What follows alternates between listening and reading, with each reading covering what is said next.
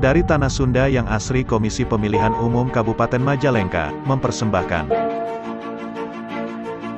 Assalamualaikum warahmatullahi wabarakatuh. Apa kabar teman pemilih? Semoga kita selalu sehat dan tetap semangat.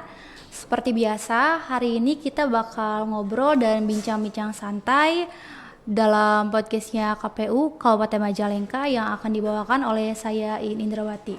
Sebelumnya, saya mewakili dari keluarga KPU Kabupaten Majalengka mengucapkan selamat menunaikan ibadah puasa kepada teman-teman. Semoga aktivitasnya berjalan lancar setiap harinya. Nah,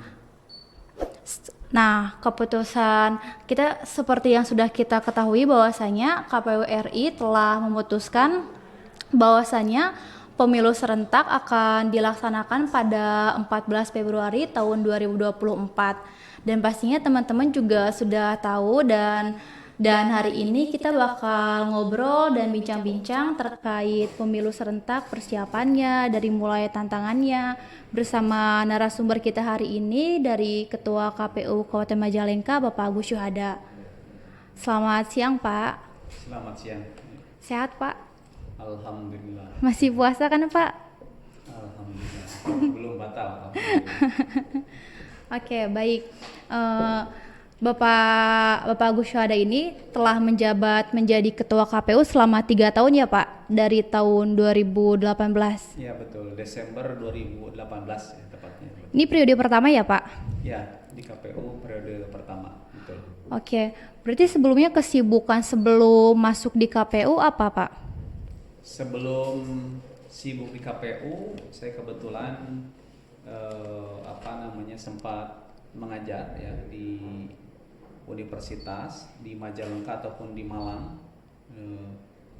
beberapa universitas begitu ya. Terus juga kemudian kesibukannya pernah di ASN juga di Kementerian Agama. Udah lama berarti dari ASN langsung ke KPU ya Pak? Betul. Berarti sekarang lagi cuti di luar tanggungan negara disebutnya ya Pak? Ya. Oke Pak. Terus kira-kira apa sih yang menjadi hal yang penyebab Bapak gitu, mungkin apa ya, keinginan Bapak untuk bisa menjadi salah satu orang yang bisa berkecimpung menjadi penyelenggara pemilu di KPU. Sementara Bapak sendiri kan sebelumnya dari ASN ya Pak, di Kemenang. Ya, sebetulnya di KPU ini juga bisa dikatakan saya juga sudah punya ketertarikan dengan dunia politik itu sudah sejak lama begitu ya. Kalau tidak salah 2004 ya, pemilu 2004 saya sudah menjadi pemantau pemilu yang pada waktu itu kebetulan tergabung dengan LP3S ya. Kita tergabung di pemantau pemilu untuk Kabupaten Majalengka, jadi kita memantau pemilu tahun 2024. Terus juga kemudian tahun 2012, 2013 juga saya sebagai panitia pemilihan kecamatan atau PPK di Kecamatan Jati 7. Dan sebetulnya selain kemudian pernah berkecimpung begitu cukup lama juga di kepemiluan, juga saya juga punya ketertarikan bahwa memang ya demokrasi elektoral merupakan salah satu sarana atau satu-satunya sarana untuk menghasilkan pemimpin-pemimpin di negeri ini ya. Seleksinya itu adalah harus melalui pemilihan umum, dan ini saya kira kalau kualitas pemilunya, kualitas penyelenggaraan elektoralnya bagus, maka mudah-mudahan juga nanti kualitas yang dihasilkan juga akan semakin bagus juga. Maka ketertarikan untuk di kepemiluan ini juga tinggi juga saya di situ. Oke, baik Pak. Lalu seperti yang sudah kita ketahui bahwasanya pemilu sudah akan dilaksanakan pada tahun 2024, 14 Februari tahun 2024 ya Pak. Ya, nah, betul. Untuk KPU Kabupaten Majalengka gitu sebagai penyelenggara pemilu, apa sih tantangan yang akan dihadapi dalam pemilu serentak tahun 2024 ini? Ya, tentu 2024 ini menjadi pemilu yang rada berbeda dengan pemilu-pemilu sebelumnya ya. Kalau 2019 itu ada keserentakan antara Pilpres dan Pileg begitu ya.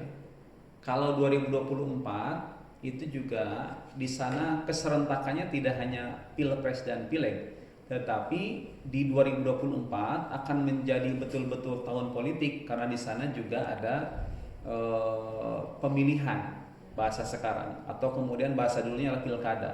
Jadi 2024 itu memilih presiden, wakil presiden, memilih anggota DPR RI, DPD RI, terus kemudian DPRD provinsi, kabupaten kota, dan juga kemudian memilih gubernur, wakil gubernur, dan bupati, wakil bupati. Artinya bahwa tantangan di 2024 ini akan sangat luar biasa begitu ya, karena keserentakannya betul-betul terjadi dalam satu tahun walaupun di bulan yang berbeda. Pemilu tadi disebutkan tanggal 14 Februari 2024 dan juga kemudian pemilihan di tanggal 27 November 2024. Jadi tantangannya akan semakin terasa di situ. Oke, baik. Nanti juga kita sudah masuk tahapan ya Pak di bulan Juni. Ya, betul. 14 Juni diperkirakan itu adalah tahapan pemilu 2024 karena memang menurut Undang-Undang 7 2017 bahwa tahapan pemilu itu minimal 20 bulan ya sebelum hari H pelaksanaan. Jadi kalau ngitung mundur 20 bulan dari 14 Februari berarti kemudian tanggal 14 Juni 2022 ini harus sudah dilaksanakan tahapan pemilihan umum. Oke, baik. Lalu untuk KPU Kabupaten Majalengka nih, sudah ada persiapan belum dalam menghadapi tahapan ini? Ya, tentu saja KPU Kabupaten Majalengka jauh-jauh hari sudah mempersiapkan itu semua. Kita memperkuat manajemen internal di KPU sendiri ya. Jadi KPU Majalengka sekarang sudah siap ya. Sudah siap berbagai macam hal termasuk kemudian dalam SDM juga KPU Majalengka sekarang penataan SDM kita lakukan ya. Terus juga KPU Majalengka juga sekarang kita sudah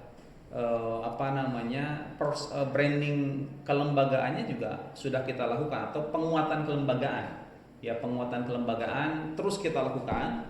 Di periode ini kebetulan alhamdulillah kita sudah membangun gedung KPU ya, gedung KPU Majalengka ini 2 lantai ya, dan juga sebelumnya ini 1 lantai. Jadi kemudian kita mau tingkatkan juga nanti di sini kita jadi senyaman mungkin tempat insya Allah sudah bagus. Juga penataan internal kepegawaian ataupun juga SDM di KPU sudah kita benahi, termasuk juga hubungan dengan stakeholder terkait ya, itu juga kita semakin bagus. Dan untuk pelaksanaan pemilu 2024 insya Allah kita sudah siap semuanya ya, sudah siap semuanya insya Allah. Oke, baik. Kebetulan kan kalau berkaca dari pemilu kemarin tahun 2019 banyak banget kayak isu-isu hoax di media sosial tuh beredar, dan itu tuh benar-benar sampai sekarang tuh mungkin masih terasa guncangannya gitu antara kedua belah pihak, kedua belah calon gitu. Mungkin waktu pas kemarin kita bisa lihat dari calon presiden salah satunya dan dalam lain-lainnya juga. Nah, untuk KPU sendiri sebagai penyelenggara pemilu, kira-kira apa sih yang persiapannya gitu mungkin yang sudah disiapkan oleh KPU sendiri khususnya di KPU Kabupaten Majalengka dalam menanggapi isu hoax tersebut? Karena tahun 2024 ini sudah sangat kompleks gitu. Kemarin aja yang tidak serentak gitu sudah seperti itu, apalagi sekarang gitu. Ya, tentu saja isu-isu hoax ya, hoax itu setiap pemilu ke pemilu selanjutnya itu akan selalu ada ya.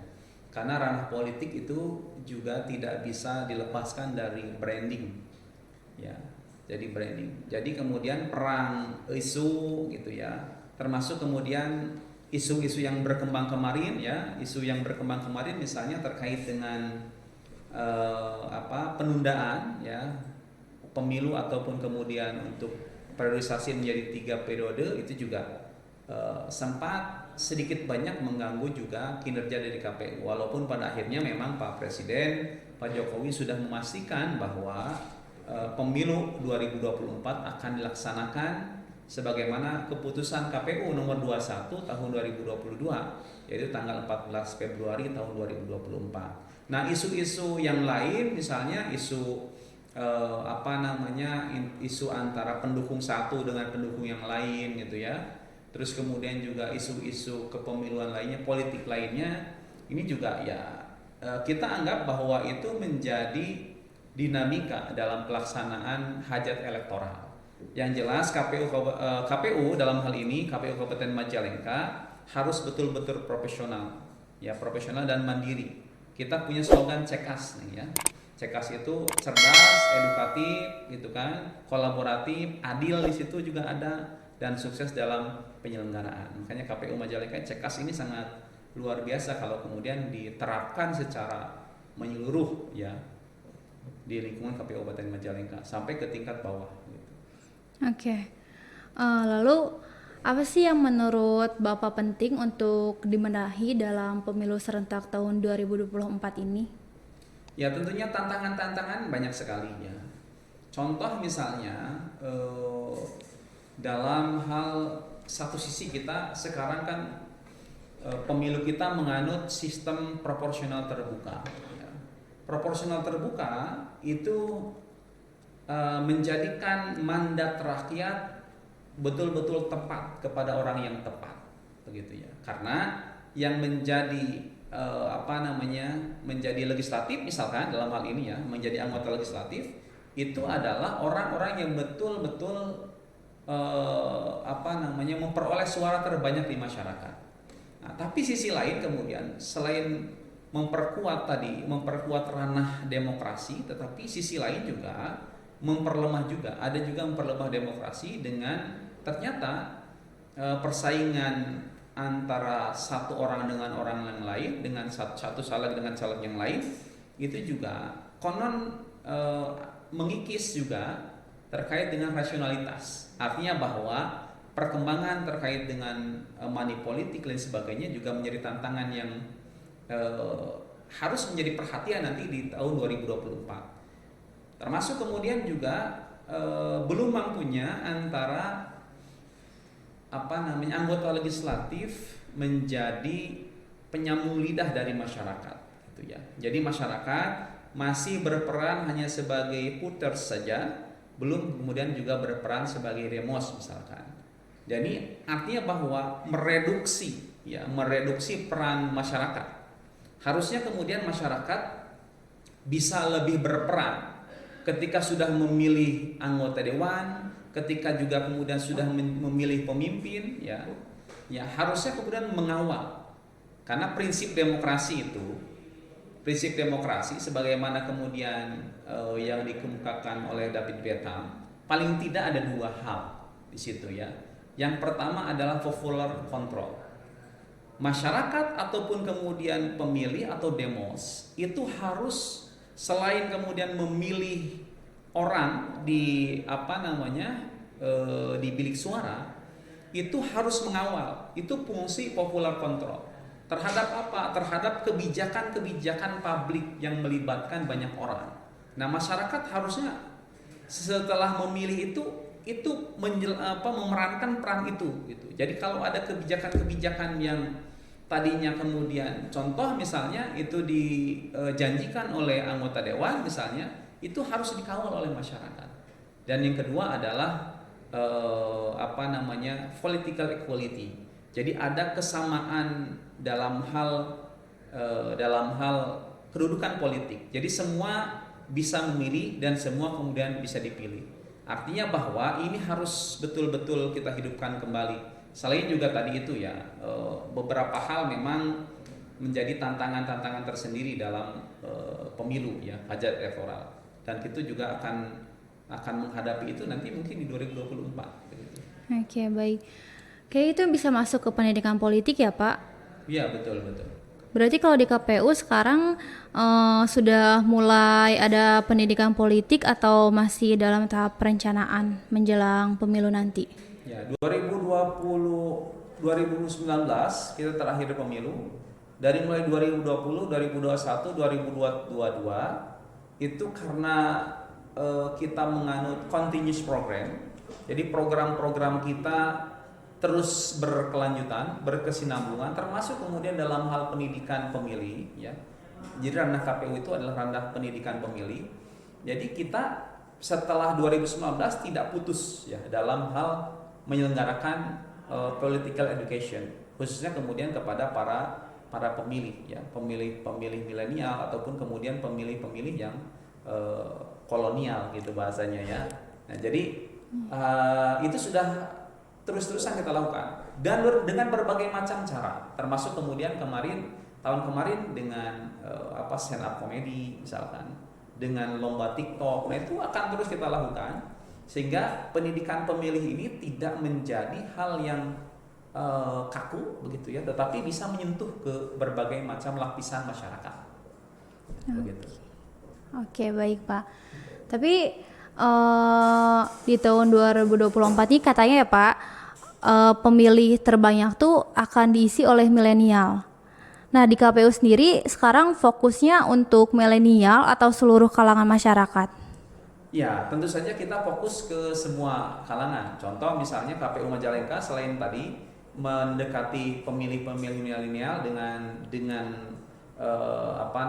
pendidikan pemilih yang menyentuh ranah-ranah mereka, ranah-ranah misalkan lebih ke stand up comedy, terus kemudian ke TikTok, ke media sosial, bahkan kemudian ke komunitas-komunitas, berbasis komunitas gitu ya.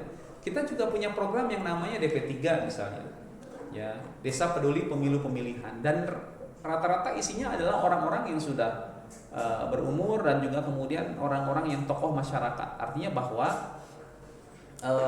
itu semuanya kita lakukan, berbagai macam segmen, ya. Kita berharap juga ini bisa selain kemudian sosialisasi terkait dengan pemilu 2024 nanti, kita juga berharap ini bisa memperbaiki kualitas demokrasi kita, gitu.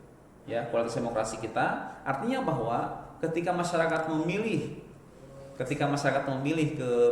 di bilik suara itu betul-betul berdasarkan kepada program yang ditawarkan. Nah, ini salah satu kelemahan kita juga ada yang disebut dengan near programmatic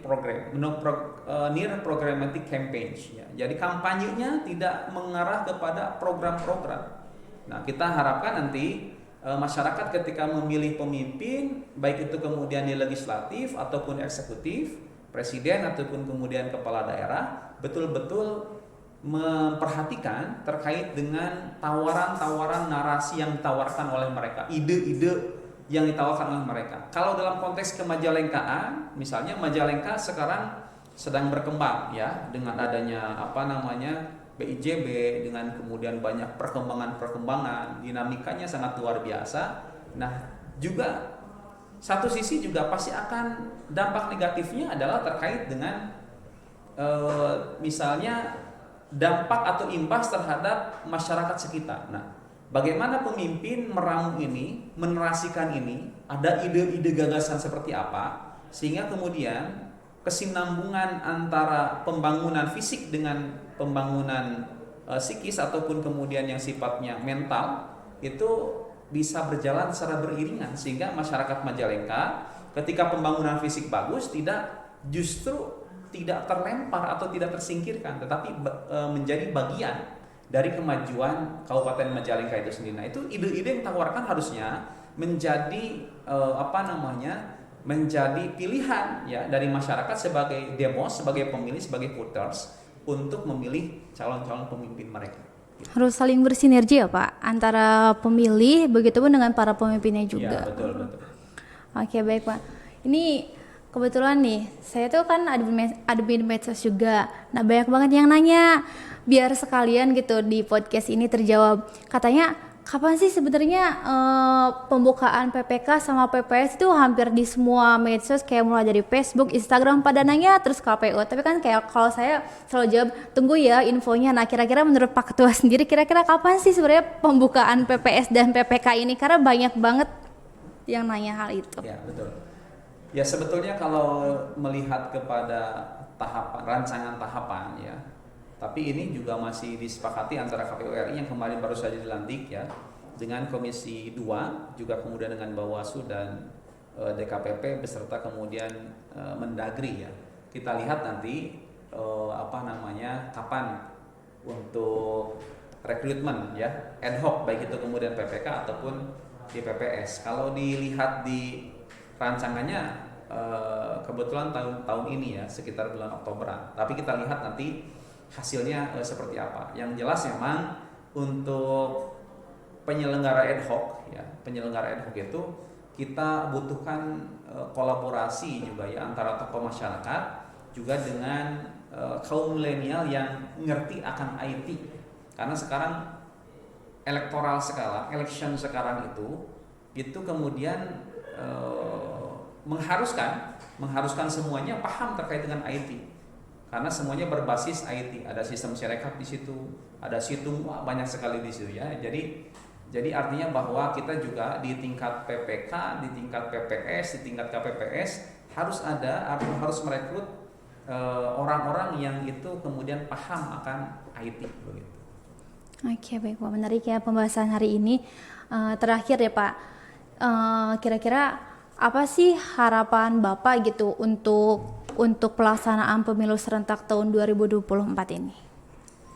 Ya, harapan saya karena salah satu ciri dari demokrasi yang maju dan berkembang itu adanya pemilu ya yang bebas dan konsisten. Artinya konsisten itu dijalankan jelas berapa tahun sekali. Misalkan kalau dalam undang-undang kita, Undang-Undang Dasar 45 di pasal 22E itu di ayat 1 jelas bahwa pemilihan umum itu dilaksanakan secara langsung, umum, bebas, rahasia, jujur dan adil setiap 5 tahun sekali. Ya, jadi harapan saya nanti pemilu ini bisa betul-betul ya menciptakan pemimpin-pemimpin yang punya ide-ide cemerlang, punya gagasan-gagasan yang sangat luar biasa, punya narasi-narasi kebangsaan yang bisa menjadi solusi bangsa ini begitu ya. Sehingga nanti election ini ataupun kemudian hajat elektoral ini tidak hanya menjadi hajat 5 tahunan, tapi betul-betul menjadi kekuatan ya bagi masyarakat, sehingga kemudian pemimpin yang dihasilkan itu betul-betul pemimpin yang negarawan. Artinya bahwa dia bisa menjadi menjadi orang yang betul-betul bisa merancang negara ya, juga kemudian menjadi pemimpin yang betul-betul bisa merancang kabupaten ataupun kemudian provinsi, sehingga kemudian bisa menjadi lebih maju ya. Jadi harapan saya juga kemudian selain suksesnya pemilu nanti dan pemilihan di 2024, produknya kita betul-betul menghasilkan produk-produk pemimpin yang punya kualitas yang bagus, juga kemudian disukai oleh masyarakat. Begitu mungkin. Baik Pak, terima kasih untuk bincang-bincangnya hari ini. Detail sekali sebenarnya kalau tadi saya pahami, dari mulai kesiapan, adanya isu dan tantangan dari KPU sendiri sebagai penyelenggara pemilu dalam menghadapi pemilu serentak tahun 2024 ini. Terima kasih untuk waktunya Pak Ketua. Ya, siap, sama-sama. Baik, semoga saya selalu tetap semangat. Amin. Dan kita juga berharap semoga pemilu serentak tahun 2024 nanti dapat berjalan sesuai dengan asasnya luber jurdil dan dapat sukses. Terima kasih. Saya Nindrawati pamit undur diri. Billahi taufiq wal hidayah. Wassalamualaikum warahmatullahi wabarakatuh. Waalaikumsalam.